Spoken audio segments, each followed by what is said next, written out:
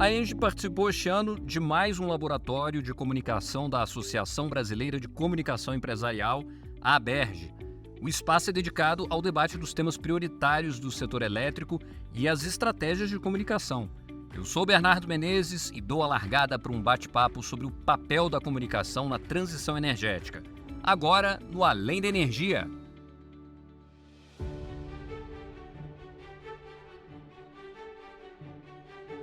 A gente vai conversar com os painelistas que estiveram presentes no Lab de Comunicação para a Energia da ABERJ.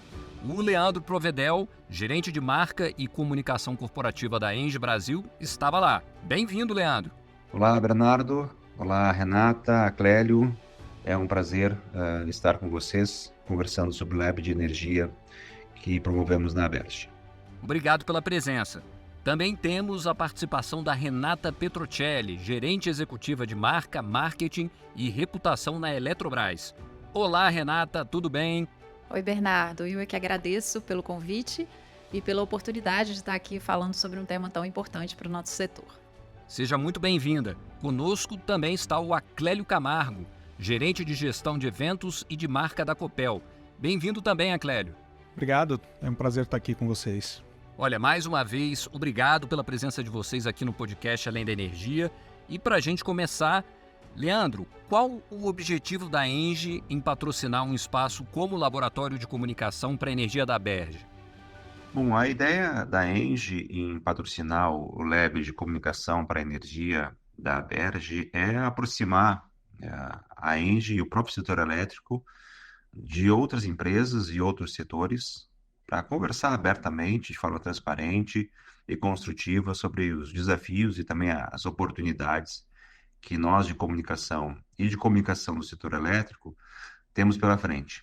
Ainda mais em processo de transição energética, em que o nosso setor então está no centro de uma transformação de cadeia produtiva e de resposta efetiva às mudanças climáticas, e vivendo como comunicação todo um processo de transição midiática, a força das redes sociais, a força das empresas que passam a ser produtoras de conteúdo e publishers, como é o caso da ENGIE com a Lei da Energia. Então, todo esse processo de transição energética, transição midiática, é o caldo perfeito para uma discussão de alto nível com a ABERJ e com os nossos colegas de comunicação no Lab de Energia. O interessante é que durante o evento foi possível contar com a participação de representantes importantes do setor, né? E, Renata, do ponto de vista da Eletrobras, como é que vocês avaliam esse espaço de trocas tão estratégicas para os times de comunicação? Eu acho fundamental e eu sempre celebro quando a gente consegue novos espaços como este, porque a gente vive um dia a dia muito atribulado, muito corrido e a gente já está sempre aí sendo exigido, né, em tantas coisas, são tantos desafios, tantos objetivos a serem atingidos e muitas vezes a gente não tem tempo para parar, refletir e aprofundar os debates sobre as nossas práticas. Quando a gente encontra um espaço como este, em que a gente tem profissionais que estão no mercado, que são nossos pares, que estão enfrentando desafios semelhantes aos nossos, que muitas vezes têm experiências de já terem resolvido problemas que a gente ainda está enfrentando, ou que a gente possa contribuir com práticas que já resolveram problemas que eles estão passando agora. Enfim, é uma oportunidade de troca muito benéfica para todos, né? São muitos aprendizados compartilhados de fato. E, Aclélio, você também participou do diálogo. Qual sua expectativa para esse laboratório de comunicação? Eu acho essencial, acho importante e a gente precisa promover mais encontros como esse, porque o setor elétrico ele tem uma complexidade assim incrível em todas as suas áreas, em todos os seus negócios. A Copel atua em todos os negócios do setor elétrico, desde a geração, a transmissão, distribuição e também o mercado livre de energia, a comercialização. E cada um desses negócios tem a sua complexidade, tem a sua dificuldade de compreensão e de tradução para o entendimento do público. Um dos temas prioritários certamente é a transição energética, claro. E nesse sentido, Leandro, como é que as tecnologias digitais estão influenciando as estratégias de comunicação do setor? E que cuidados elas também impõem? A comunicação digital é, como toda tecnologia, algo que, se bem usada, vem sempre ajudar nós, seres humanos. comunicação digital no setor elétrico nos permite ampliar e abrir diálogo com a sociedade de uma forma bastante ampla. Na medida em que houve a abertura de mercado lá em meados dos anos 90, mercado livre de 20 anos para cá, uma aceleração de mercado livre e de concorrência nos últimos anos, isso tudo força, de certa forma, o setor elétrico a ter que se relacionar de uma forma mais aberta, melhor com a sociedade, com seus clientes, com seus prospects. E nesse momento de digitalização da comunicação, isso só vem ajudar, porque são novos canais, novos meios que trazem muitas oportunidades de diálogo e de conversa.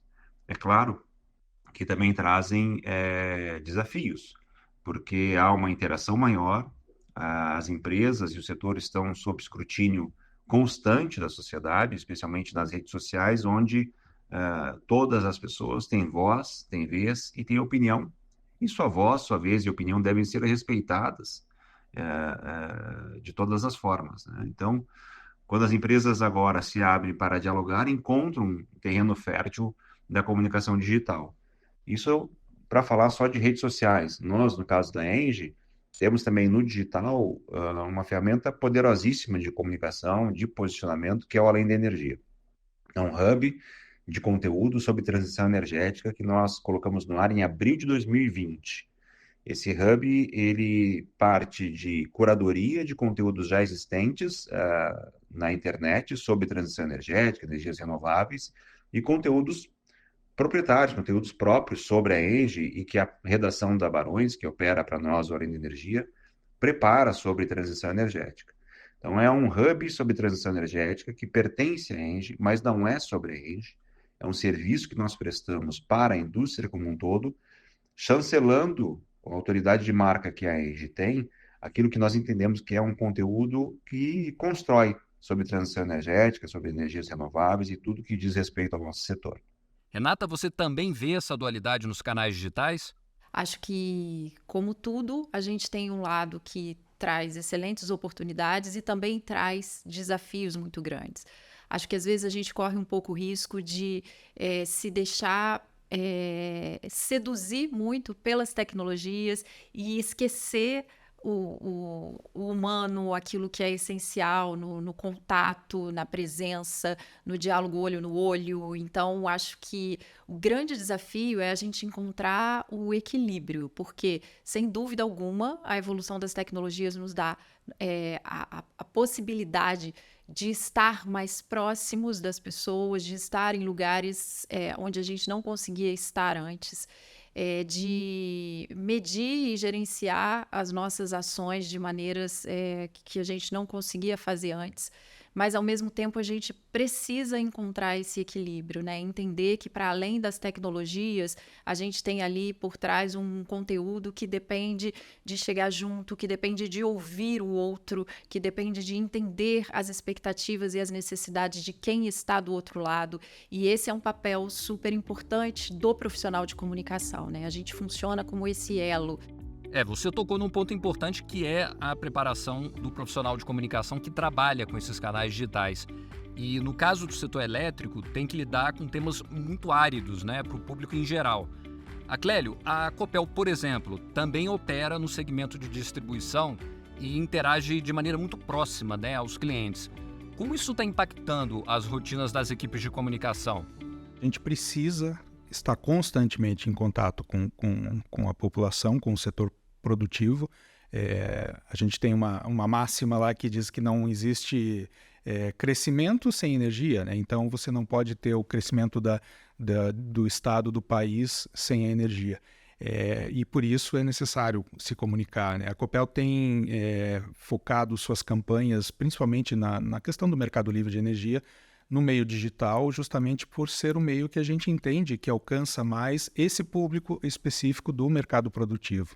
Então, o nosso foco de comunicação é esse, e ele entra na questão do esclarecimento do mercado propriamente dito, e depois também a informação sobre o que a Copel tem a oferecer para esse público, né, para esse mercado. Eu imagino que esse posicionamento demande uma especialização maior do profissional de comunicação. A equipe de comunicação da Copel ela tem uma formação já dentro do negócio, dentro do setor. Existem muitos treinamentos internos mesmo da empresa em que os comunicadores eles participam de treinamentos até técnicos mesmo. Claro que não no nível de profundidade de um técnico, mas justamente para conhecer todas as fases do negócio, todas as fases do serviço que é prestado pela empresa para a população. Porque não existe uma comunicação bem feita se você não tiver compreensão do outro lado. E como a gente disse, o setor elétrico ele é muito complexo, mas ele pode ser traduzido para o entendimento da população que não está inserida nesse contexto. Leandro, esse trabalho de tradução representa o dia a dia de uma plataforma como o Além da Energia, por exemplo. O que é mais importante nesse trabalho? Hoje, conteúdo mais do que nunca está no centro dos processos de comunicação. A forma como esse conteúdo é entregue é que varia. Pode ser um post, pode ser um vídeo, pode ser um press release, pode ser um texto, pode ser uma matéria, uma notícia, enfim. A forma varia. Mas lá no centro está a produção de conteúdo de alta qualidade. Profissionais de comunicação, em tese, sempre tiveram que ter a sua formação voltada à produção de conteúdo.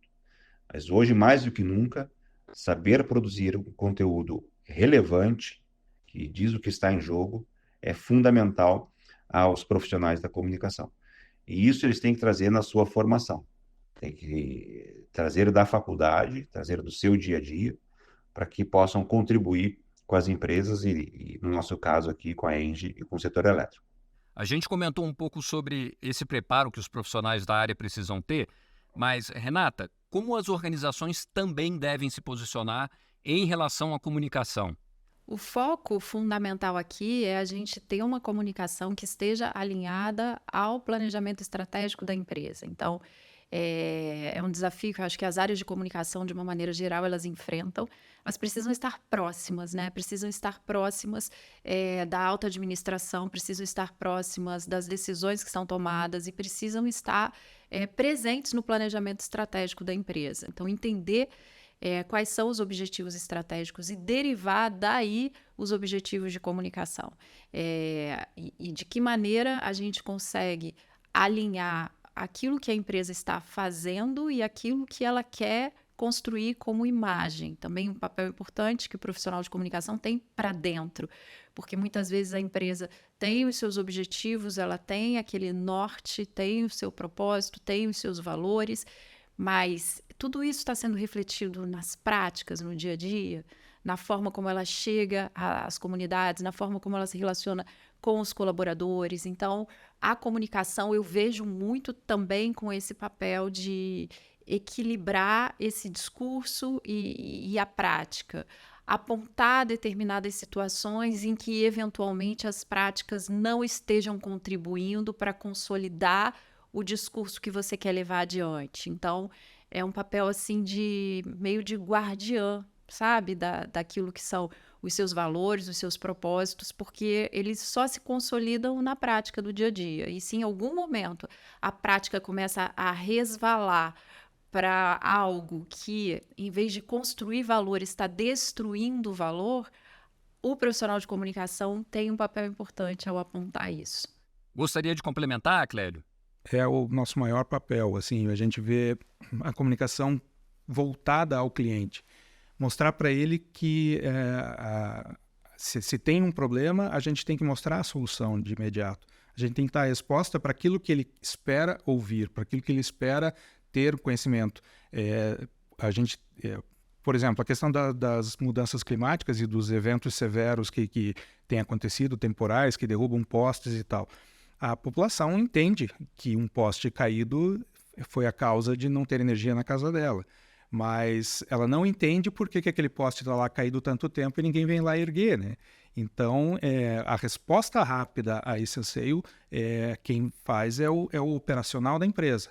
Agora, a comunicação está junto ali para dizer que aquela equipe que está ali trabalhando veio de outra região do estado para poder atender mais rapidamente. Enfim, dar a resposta para a sociedade de forma rápida e mostrando soluções para o cliente. A gente está levantando aqui vários pontos de debate super relevantes para o setor elétrico e que serão discutidos nos eventos do Lab de Comunicação da Aberj. O Douglas Canto, gerente de eventos da associação, mandou também uma mensagem para o nosso podcast. Vamos ouvir. A Aberj é uma Associação Brasileira de Comunicação Empresarial, mas ela, acima de tudo, é um think tank, né? Então, a gente usa esse mote de associação para que a gente, então, consiga produzir conhecimento a partir do conhecimento que os nossos associados trazem para a gente. Então, é uma posição muito privilegiada da Aberj de poder contar com tantos associados e tantas empresas muito grandes que produzem coisas muito legais e que querem dividir essas coisas com a gente. Então, a gente acaba tendo bastante evento, curso, pesquisas, a gente promove muitas coisas a partir do conhecimento que vem dos nossos associados. E é muito legal ver a disposição, né, de parceiros como a Engie que querem dividir e também aprender coisas aqui. Quem também mandou um registro do encontro para o Além da Energia foi o nosso colega jornalista Leonardo Zanelli, diretor executivo da FSB Comunicação, que moderou o painel. Fala, Léo. Olha, foi muito gratificante participar do evento, de mediar o evento, né, com profissionais de vivência riquíssima e sobre um tema que muitas vezes, né, pode passar desapercebido pela maioria das pessoas, né, que não acompanham isso no seu dia a dia. Mas esse é um tema, né, transição energética, segurança energética, são temas que são de grande importância para o desenvolvimento e para o futuro do nosso país. Fica aqui o nosso agradecimento ao Douglas e ao Leonardo pelas mensagens. Bom, a gente está se aproximando do final do episódio e, claro, a nossa intenção não é esgotar o assunto. Renata, em resumo, é possível concluir que a comunicação se tornou um instrumento essencial para a governança das empresas e do setor? Até queria citar aqui o trabalho da Vânia Bueno, que é uma parceira também da Aberj e que vem fazendo um trabalho aí da relação da comunicação com a governança, que é belíssimo. E ela cunhou e está desenvolvendo um termo, né, Deep Governance, para falar exatamente sobre isso, né? É o outro lado da história, como a comunicação está na governança e a importância de a comunicação estar na governança, para que a gente olhe todos os aspectos de uma maneira muito mais holística, digamos assim, né? E, historicamente, a nossa governança ela foi construída nas bases ali da engenharia, da objetividade, dos números, dos dados, dos resultados. E tem toda uma dimensão humana de relacionamento, de diálogo, de escuta genuína que acabou ficando um pouquinho de lado. E como que você traz isso? Trazer a comunicação para dentro da governança é um trabalho que começa dentro das empresas e que vai afetar o resultado para fora. Então, eu vejo que a gente tem muita evolução nesse sentido, tem pessoas como a Vânia, que eu estou citando, trabalhando nisso para que a gente evolua cada vez mais e para que no futuro a gente possa dizer, não, a comunicação no Brasil hoje é reconhecida como um papel estratégico dentro das empresas. Esse é o meu desejo para o futuro. Clélio, para a gente já ir pensando aí nos próximos episódios, que mensagens devem estar presentes no radar da comunicação do setor elétrico daqui para frente? A transição energética e vinculada à segurança energética é um ponto muito importante que já vem acontecendo, não é uma coisa de futuro, é uma coisa que já está acontecendo há algum tempo, mas que se intensifica e ela está cada vez mais na mídia e na comunicação como um todo, né? Por outro lado, o mercado livre de energia, o mercado a ser aberto para a população, hoje já se fala, a gente estando inserido no meio, a gente fala sobre isso todo dia, mas no ambiente familiar ou com amigos, a gente já ouve perguntas sobre isso. Então, mesmo sendo uma questão que vai abrir para a população lá em 2028, provavelmente, a gente tem que estar preparado para comunicar isso, porque se o setor elétrico é complexo, né, então quando você puder escolher a tua empresa fornecedora de energia num aplicativo como se faz com um restaurante hoje, então para explicar isso vai ser também um desafio muito grande. Então acho que essas são duas grandes forças, e não sei se chamaria de forças, mas de elementos que a comunicação vai precisar ter muita força. Leandro, para concluir, gostaria de deixar um convite para os nossos ouvintes? Acho que uma consideração final eu queria fazer, na verdade, era um chamado, né, às pessoas que estão nos ouvindo agora que elas busquem se interessar ainda mais pelo tema de transição energética, busquem conhecer mais o setor elétrico. É um setor que é essencial, mas que, infelizmente, como a gente conversou algumas vezes ao longo do Lab, é lembrado apenas quando há uma interrupção do fornecimento de energia. É importante que as pessoas saibam todo o processo que está por trás disso, desde a geração até a distribuição. Todos os profissionais, as pessoas bem capacitadas, bem intencionadas, que atuam no nosso setor, para que nunca falte energia para ninguém, que essa energia seja o mais renovável possível. Então, eu queria fazer um chamado a essas pessoas: se interessem pelo setor elétrico, sigam as empresas do setor elétrico nas redes sociais e, no nosso caso da ENGIE, além das nossas redes sociais, eu convido todos a fazer uma leitura diária do Além da Energia, que é um hub que traz muita informação relevante, interessante, que eu acho que é uma delícia consumir e produzir do lado de cá.